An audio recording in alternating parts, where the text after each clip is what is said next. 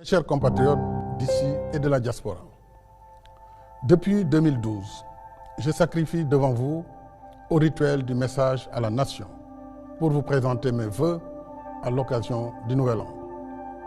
Ce soir, je vous ferai en même temps mes adieux, puisque c'est le dernier message solennel de fin d'année que je vous adresse.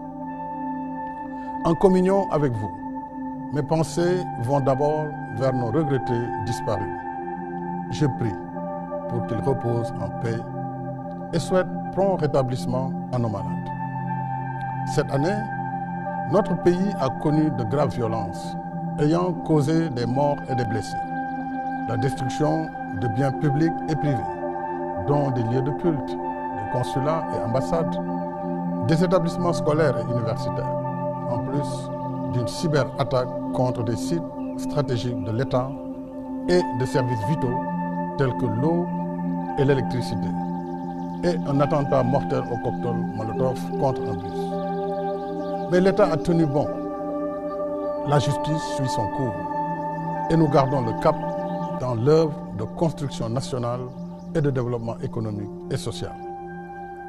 C'est l'occasion pour moi de saluer la contribution précieuse que mes illustres prédécesseurs, les présidents Léopold Sédar Senghor, Abdou Diouf et Abdoulaye Wade, y ont apporté. Bâtissant sur leur legs, j'ai engagé avec vous la transformation structurelle de notre pays pour accélérer notre marche vers le Sénégal émergent. Nos progrès sont réels et visibles à travers tout le pays. Les faits et chiffres parlent d'eux-mêmes. Le gouvernement publiera prochainement le bilan de nos réalisations. À titre illustratif, notre taux de croissance qui était régulièrement au-dessus de 6% avant la pandémie de Covid-19 est projeté à 9,20% avec l'exploitation prochaine des ressources gazières et pétrolières. Notre budget national est passé de 2 344 milliards de francs CFA en 2012 à 7 003 milliards pour 2024, ce qui nous a permis d'investir dans tous les secteurs productifs pour dessiner progressivement le visage du Sénégal émergent. Nous sommes sur le chemin de l'émergence, avec la densification de nos infrastructures routières et autoroutières et la modernisation de notre système de transport urbain et interurbain.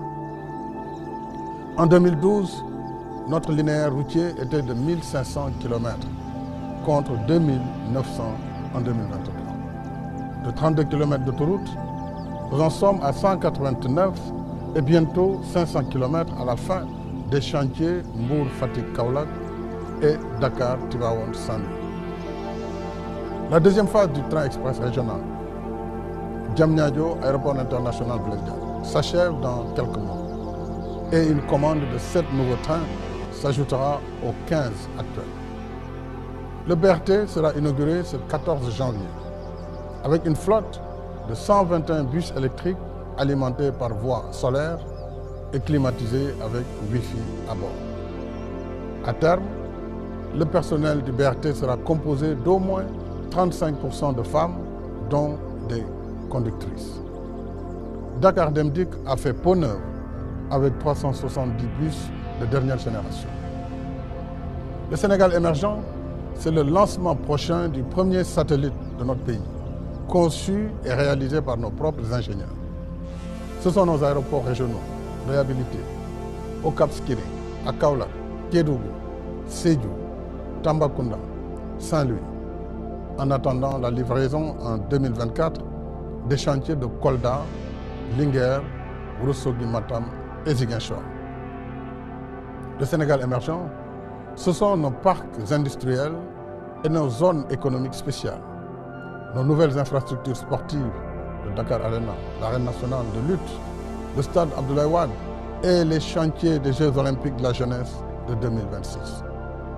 Le Sénégal émergent, ce sont nos hôpitaux clés en main à Touba, Kaffrine, Sédhiou, Kédougou, Agnam et tous les chantiers en cours à Ourossogui, Saint-Louis, Tivaouane et Dakar, notamment la polyclinique de l'hôpital principal de Dakar, et le nouvel hôpital Aristide Le Dantec.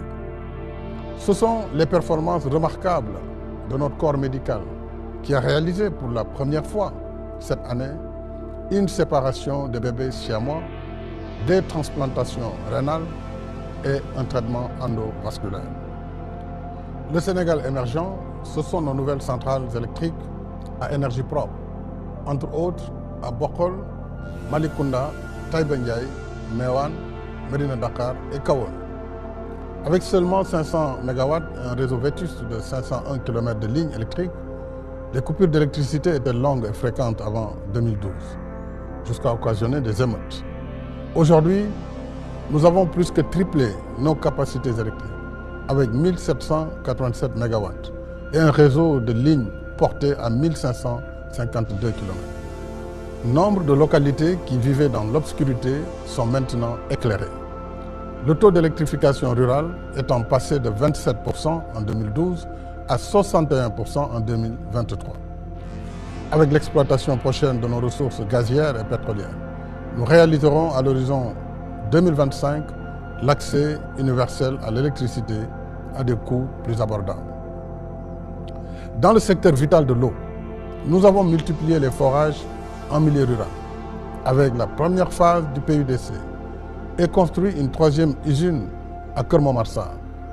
Notre taux d'accès à l'eau potable est passé à 98% en milieu urbain et périurbain et à 96% en milieu rural.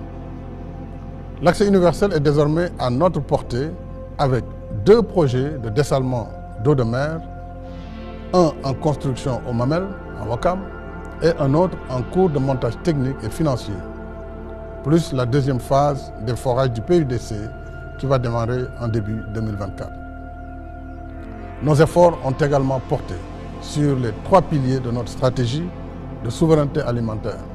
L'agriculture, dont le budget a plus que doublé entre 2012 et 2023, la pêche et l'élevage. Ces 3 secteurs continuent de bénéficier de financements massifs pour les infrastructures et équipements, les intrants, la transformation des produits, les gilets, pirogues et moteurs, les cultures fourragères et l'amélioration génétique des espaces végétaux et animaux. Il en est de même pour la culture et l'artisanat, où s'exprime le talent et le génie créateur de notre peuple. Avec le Fonds de développement des cultures urbaines et des industries créatives et le Fonds de promotion de l'industrie cinématographique et audiovisuelle, nous soutenons nos artistes, hommes et femmes de culture. En outre, je lancerai prochainement le chantier du mémorial de Gorée. Et en faveur de nos artisans, nous avons créé de nouveaux villages artisanaux à Bambey, Fatick, Kaffrine, Kébémer, Linguère et Tivaouane. Les chantiers de Kédougou, Matam et Vélingara étant en cours de finition. S'y ajoute la zone d'activité des mécaniciens et professionnels de l'automobile, avec 488 ateliers établis sur 60 hectares. Nos mécaniciens et autres professionnels de l'automobile y trouvent un cadre de travail moderne et organisé, générant plus de 5000 emplois qui pourraient être dupliqués dans les autres régions. Mes chers compatriotes, dans notre quête du mieux-être, j'ai constamment à l'esprit le souci d'équité territoriale et de justice sociale pour que personne ne soit laissé en rade. Tous nos terroirs sont d'égale dignité et chacun de nous mérite une vie décente. C'est cela le Sénégal de tous, le Sénégal pour tous. Je pense au Sénégal qui se réveille tôt, travaille dur et se couche tard. Je pense au Sénégal des mains laborieuses qui vit à la sueur de son front. Je pense au Sénégal des petits revenus et des familles démunies.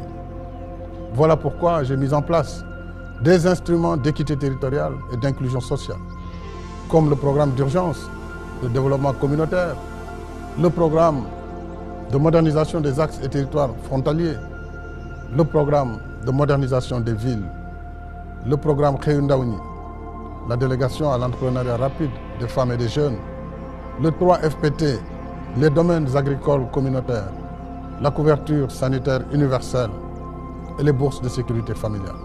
dont l'allocation est passée de 25 000 à 35 000 francs CFA.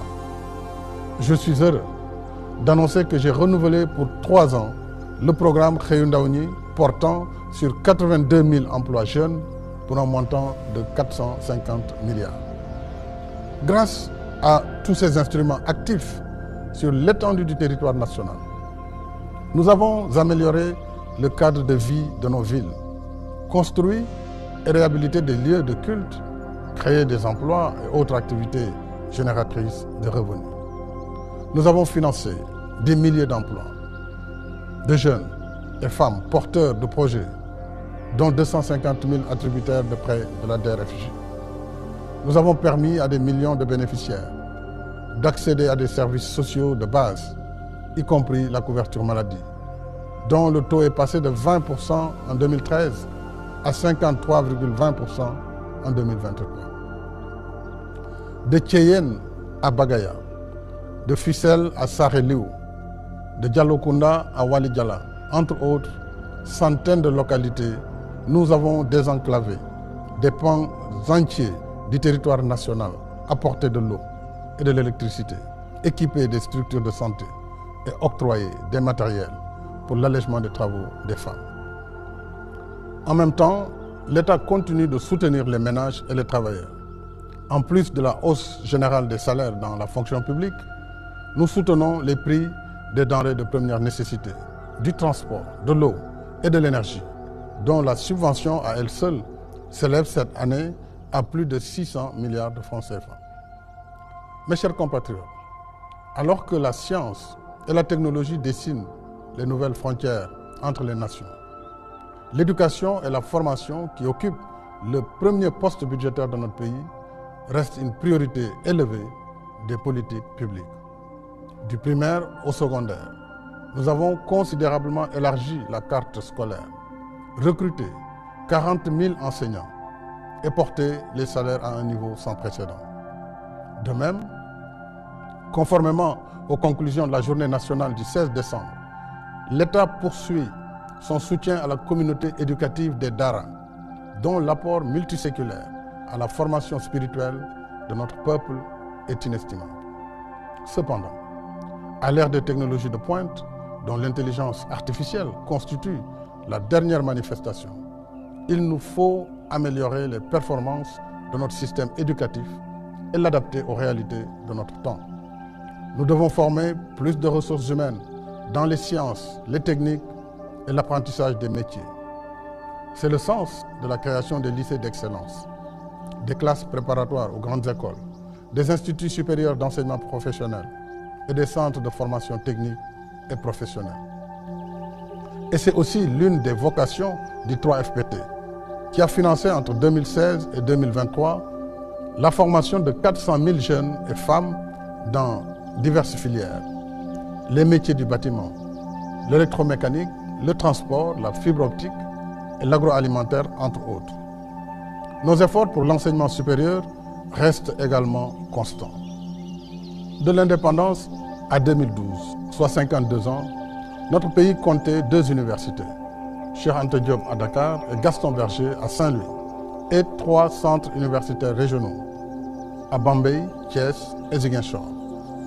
Sur une décennie, nous avons érigé les centres universitaires régionaux en universités, logés dans leurs propres locaux et construit 3 nouvelles universités. Amadou Mahtar Mbow à Diamniadio, El Hadj Ibrahima Niass du Sine Saloum, l'université numérique Cheikh Hamidou Kane, sans compter le campus franco-sénégalais. Je rappelle également que la construction des universités Souleymane Niang de Matam et du Sénégal oriental démarre en janvier 2024. En même temps, nous avons beaucoup investi dans les équipements pédagogiques, le recrutement d'enseignants, la valorisation du traitement et autres avantages des personnels, toutes catégories confondues, et la construction d'infrastructures d'hébergement et de restauration des étudiants. Et chaque année, l'État octroie plus de 82 milliards en bourses et aides aux étudiants. Pour tous ces efforts, parmi bien d'autres, au bénéfice de notre système éducatif, nos enfants méritent des années scolaire et universitaire plus stable et plus studieuse. Il y va de leur avenir et de celui de la nation. Cet avenir, c'est avec toute notre jeunesse que nous le construisons, en lui offrant plus de possibilités de formation, adaptées au marché du travail, et plus d'opportunités d'emploi et autres activités génératrices de revenus. C'est un de nos défis du présent et de la prochaine décennie. L'avenir de notre jeunesse, c'est ici, chez nous, qu'il se réalise, pas dans les mirages tragiques des réseaux de l'immigration clandestine qui arnaquent nos jeunes et leurs familles. Ce soir, mes chers compatriotes, je voudrais aussi vous dire, de façon insistante et solennelle, combien il importe de préserver la paix, la sécurité et la stabilité de notre pays. La paix revient en Casamance, comme l'illustre la cérémonie d'incinération des armes le 23 décembre dernier à Mamatoro. À la faveur de l'accalmie générale et des efforts de reconstruction en cours, tous ceux qui acceptent de déposer les armes ont leur place au sein de la nation. C'est l'occasion pour moi de saluer et remercier nos forces de défense et de sécurité, toutes composantes confondues, pour leur engagement professionnel et patriotique. Avec la montée des périls, nous avons considérablement renforcé leurs effectifs et moyens opérationnels, en plus de l'amélioration de la condition du soldat, y compris les pensions des blessés et mutilés de guerre. Dans un monde de conflits et de violences sous toutes ses formes, les temps sont troubles et incertains. Nous devons sans cesse nous convaincre que rien n'est définitivement acquis.